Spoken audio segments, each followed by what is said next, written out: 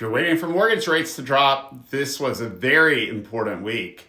And almost nobody is explaining why. We just had one of the weakest job data weeks we've seen in years. And believe it or not, that could actually help home buyers. Sometimes bad news is good news for the mortgage industry.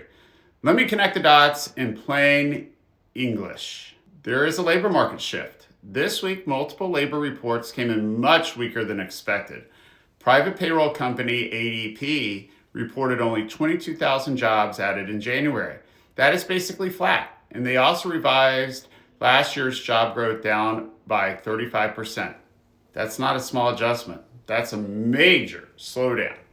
Layoff data showed the highest January job cuts since 2009. And job openings just dropped to the lowest level since 2020. All of this is pointing to the same thing. The job market is no longer running hot. Now here's why that matters to you. The Federal Reserve raises interest rates to slow down the economy and slow down inflation. But if the economy is already slowing down on its own, they do not need to push those up and will often reduce rates to encourage growth. And the financial markets are starting to believe that.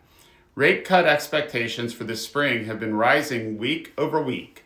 Mortgage rates didn't drop dramatically this week, but they've been holding in the low 6% range, which is already about 0.5% better than last fall. That's meaningful payment improvement. Here's the part most headlines miss.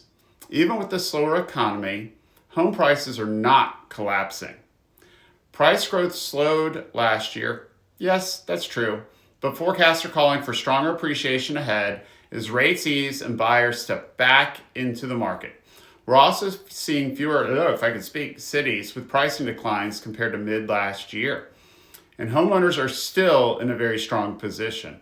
The average homeowner has gained roughly $147,000 in equity over the last 5 years.